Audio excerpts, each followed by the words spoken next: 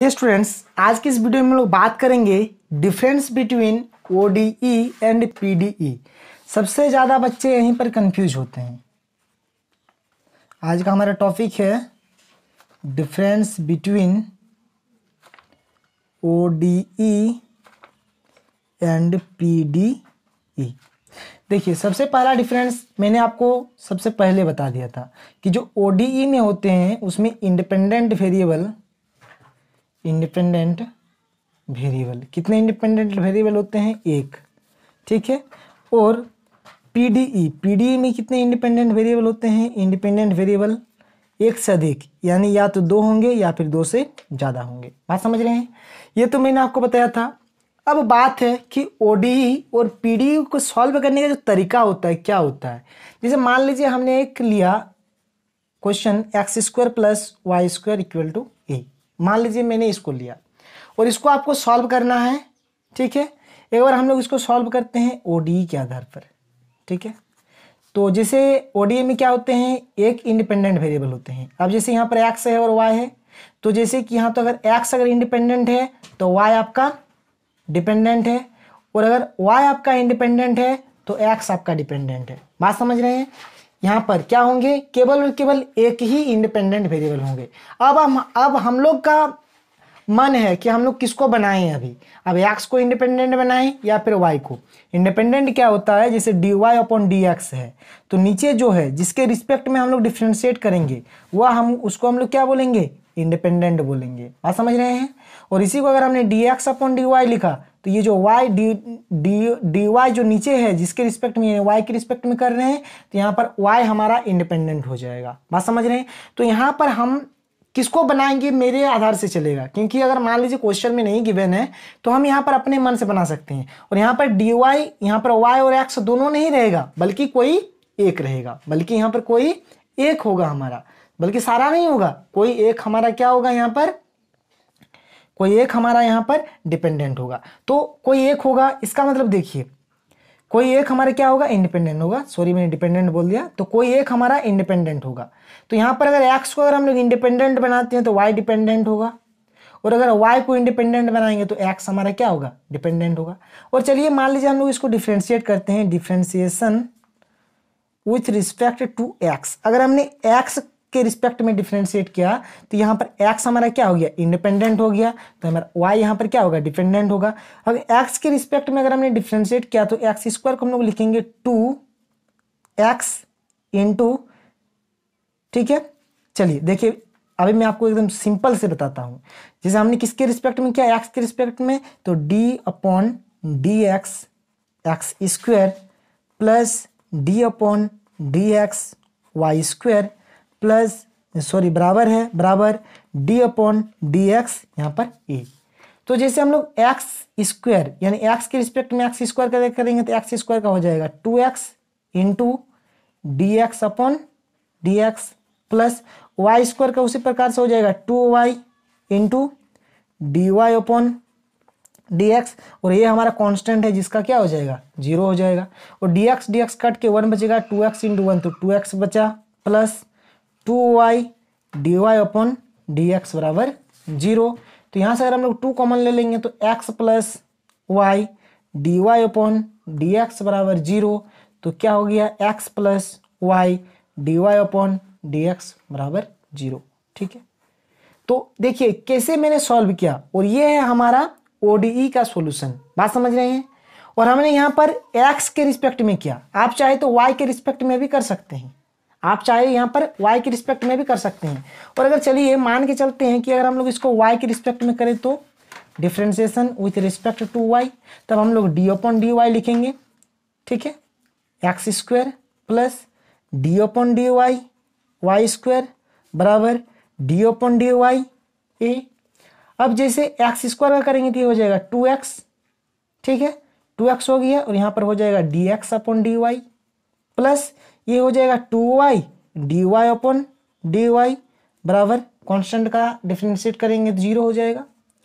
अब यहाँ पर देखिए 2x dx upon dy plus 2y dy upon dy dy upon dy 1 हो जाएगा, तो 1 इंटू 2y तो 2y बराबर 0 हो गया। तो यहाँ पर हम लोग 2 कॉमन ले लेंगे, 2 कॉमन ले लिया, बचेगा x d x upon d y plus y बराबर 0। तो यहाँ से हमको मिल जाएगा x d x upon d y plus y बराबर 0। बात समझ रहे हैं? देखिए कुछ इस प्रकार से होता है हमारा, कुछ इस प्रकार से सॉल्व करने का ये प्रोसेस है। किसको? ओडीई को। ओडीई को आप इस प्रकार से सॉल्व करेंगे। और यहाँ पर देखिए, यहाँ पर जैसे नीचे हमारा क्या है, y है ना, यानी y के रिस्पेक्ट में हमने डिफरेंशिएट किया, और जब y के रिस्पेक्ट में डिफरेंशिएट किया तो ये है हमारा इंडिपेंडेंट वेरिएबल। और यहाँ पर हमने x के रिस्पेक्ट में किया, नीचे हमारा x है, ये हमारा इंडिपेंडेंट वेरिएबल। बात समझ रहे हैं? इस केस में अलग हुआ, इस केस में अलग हुआ। तो देखिए ओडीई को सॉल्व करने का ये तरीका होता है। अब अगर बात करें पीडीई के ऊपर, किसके ऊपर बात करें? पीडीई यानी पार्शियल डिफरेंशियल इक्वेशन। तो अगर पार्शियल डिफरेंशियल इक्वेशन के ऊपर बात किया जाए तो इसमें जो इंडिपेंडेंट वेरिएबल होते हैं क्या होते हैं? मोर देन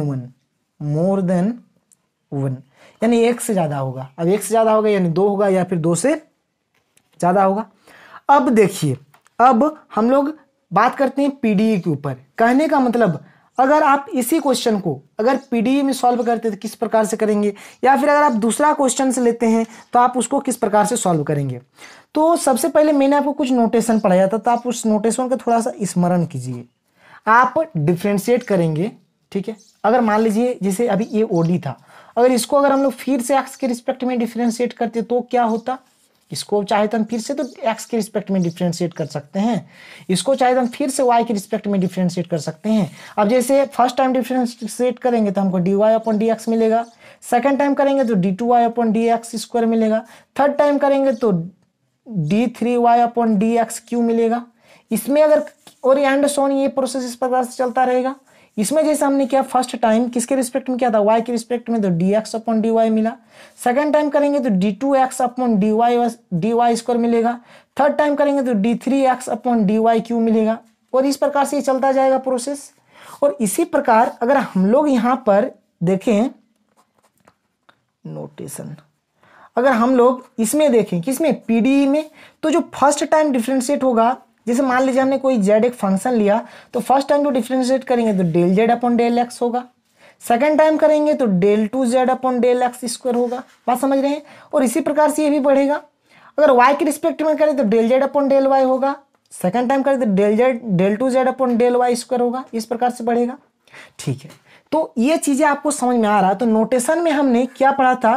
जैसे नोटेशन में हमने पढ़ा था, जैसे p बराबर हमने पढ़ा था del z upon del x, ठीक है। q बराबर हमने पढ़ा था del z upon del y, r बराबर पढ़ा था हमने del 2z upon del x square. उसी प्रकार s हमने पढ़ा था del 2z upon del x del y, फिर t हमने पढ़ा था del 2z upon del y square. बात समझ रहे हैं? अब एक चीज अगर हम लोग यहाँ पर देखें ना, तो देखिए नीचे आपका x है, नीचे आपका y है, नीचे आपका x, नीचे आपका xy, नीचे आपका y, यानी नीचे है, यानी इंडिपेंडेंट वेरिएबल यहाँ पर क्या है? x और y है। और z क्या है? ऊपर में आपका देखिए सब में z z z है, यानी z आपका क्या है? डिपेंडेंट वेरिएबल है। क्या है? Dependent variable z। और देखिए पार्शियल डिफरेंशिएशन क्या होता है? पार्शियल डिफरेंशिएशन में हम लोग क्या करते हैं कि अगर x के रिस्पेक्ट में डिफरेंशिएट करें, किसके रिस्पेक्ट में डिफरेंशिएशन करें? x के रिस्पेक्ट में, तो हम लोग जो y वाला होगा उसको हम लोग कांस्टेंट मानेंगे, ठीक है। और हम लोग अगर डिफरेंशिएशन करें y के रिस्पेक्ट में, तो जो x वाला होगा ना उसको हम लोग क्या मानेंगे? कांस्टेंट मानेंगे। चलिए एक एग्जांपल लेते हैं और इस चीज को भी समझ लेते हैं कि ये क्या कह रहा है, यहाँ पर क्या कहा जा रहा है। तो चलिए इस बात के ऊपर हम लोग डिस्कस कर लेते हैं। जैसे मान लीजिए आपके पास कोई एक फंक्शन है u किसका फंक्शन है? x और y का, ठीक है। और जैसे हमारा क्वेश्चन है x³ plus y³ plus 3aXy, मान लीजिए ये है, और इसको आपको डिफरेंशिएट करना है। मान लीजिए कि इसको आपको डिफरेंशिएट करना है, differentiating with respect to x। अगर आप x के रिस्पेक्ट में डिफरेंशिएट करेंगे ना, तो कीपिंग y एज कांस्टेंट, तो आपको y को एकदम कांस्टेंट के तरह ट्रीट करना होगा। बात समझ रहे हैं? तो जैसे अगर जैसे x के रिस्पेक्ट में करती u है तो क्या हो जाएगा? Del u upon del x हो जाएगा। आपको केवल कुछ नहीं करना है, डेल अपॉन डेल x क्या है? पहले x³ के ऊपर del upon del x y³ के ऊपर plus del upon del x 3axy के ऊपर। बात समझ रहे हैं? अब देखिए, जैसे x के रिस्पेक्ट में करेंगे तो जैसे xn का डिफरेंशिएशन क्या होता है, xn का डिफरेंशिएशन होता है n x n-1 ये होता है। तो उसी प्रकार से x के पावर में 3 का डिफरेंशिएट करेंगे तो 3x के पावर में 3-1 यानी स्क्वायर बचेगा। ठीक है, कोई दिक्कत नहीं है। अब देखिए इसमें, अब हमने क्या बोला कि जब हम लोग x के रिस्पेक्ट में कर रहे हैं तो y को हम लोग क्या मान रहे हैं, एज कांस्टेंट के रूप की तरह इसको ट्रीट कर रहे हैं। अब इसको अगर कांस्टेंट के तरह ट्रीट करेंगे तो कांस्टेंट का कभी भी डिफरेंशिएट करने से क्या होता है, 0 होता है प्लस। अब देखिए यहाँ पर 3a और y क्या है, कांस्टेंट है। बात समझ रहे हैं? और यहाँ पर x क्या है, वेरिएबल है। ठीक है, तो डेल x यहाँ पर डेल अपॉन डेल x है और यहाँ पर x का डिफरेंशिएट करेंगे तो 1 होगा। तो 3ay इंटू 1 तो क्या हो जाएगा, 3ay। तो यहाँ से हमको जो सोल्यूशन मिला 3x स्क्वायर प्लस 3ay। बात समझ रहे हैं? तो देखिए del u upon del x हमने किस प्रकार से फाइंड किया, इस प्रकार से हमने फाइंड किया इसको।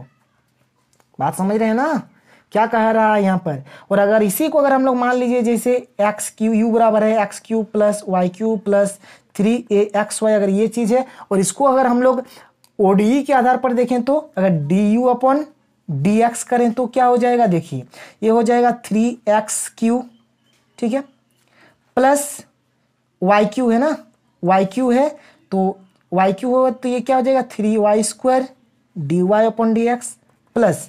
अब इसको u इंटू वी के तरह ट्रीट करना है, यानी 3a हमने बाहर में कॉमन रख दिया। अब जब x को हमने छोड़ दिया, अब y को करेंगे तो क्या होगा d y upon d x plus. अब y को अगर छोड़ देते हैं तो x का करेंगे तो D x upon d x यानी 1 ही बचेगा। देखिए ये हुआ, D u upon d x करेंगे तो आपका कुछ इस प्रकार से होगा। बात को समझ रहे हैं ना, ठीक है, ये होता है। और अगर इसी u का इसी u का अगर हम लोग किसके रिस्पेक्ट में करें, y के रिस्पेक्ट में, differentiating with respect to y। कैसा डिफरेंशिएट कर रहे हैं, पार्शियली। क्या कर रहे हैं, पार्शियली डिफरेंशिएट कर रहे हैं। अगर पार्शियली करेंगे तो del u upon del y हो जाएगा। तो del u upon del y क्या होगा, del upon del y x q del upon del y y q plus del upon del y 3axy। अब देखिए हमने y के रिस्पेक्ट में किया ना, तो y के रिस्पेक्ट में करेंगे तो x को क्या बोलेंगे, कांस्टेंट बोलेंगे। x को क्या बोलेंगे, कांस्टेंट। तो यहाँ से ये x कांस्टेंट है, कांस्टेंट का डिफरेंशिएट करेंगे तो 0। यहाँ पर del upon del y y q है तो ये हो जाएगा 3y स्क्वायर प्लस। अब यहाँ से यहाँ तक कांस्टेंट है, अब y का करेंगे तो del y upon del y 1 हो जाएगा, 3x इंटू 1 तो 3ax हुआ। तो यहाँ से हमको मिल गया 3y स्क्वायर प्लस 3ax। तो देखिए del u upon del y का वैल्यू हमारा ये आ गया। बात समझ रहे हैं किस प्रकार से हो रहा है, आप चीज़ों को समझिए, ठीक है। और अगर इसी को अगर हम लोग ऑर्डिनरी डिफरेंशिएट करें, यानी d u upon d y find करें तो क्या होगा, d upon d y x q plus d upon d y y q plus d upon d y 3axy। बात समझ रहे हैं। जब इसको करेंगे तो 3x square d x upon d y plus ये हो जाएगा 3y square plus 3a common ले लेते हैं, इसको u इंटू वी में करेंगे, x को छोड़ देते हैं तो d y upon d y, तो d y upon d y 1 तो 1 इंटू एक्स एक्स ही हो जाएगा प्लस। अब y को छोड़ देते हैं, x का करेंगे तो क्या हो जाएगा d x upon d y. ठीक है, देखिए किस प्रकार से ऑर्डिनरी डिफरेंशिएट हो रहा है और किस प्रकार से पार्शियली डिफरेंशिएट हो रहा है। बात समझ रहे हैं। तो ये है ऑर्डिनरी डिफरेंशिएट और पार्शियली डिफरेंशिएट का कमाल और डिफरेंस। बात समझ रहे हैं। आपको किस प्रकार से करना है, आप सारी चीज़ को समझिए। अब चलिए अब हम लोग कुछ प्यार भरा कॉन्सेप्ट सीखते हैं।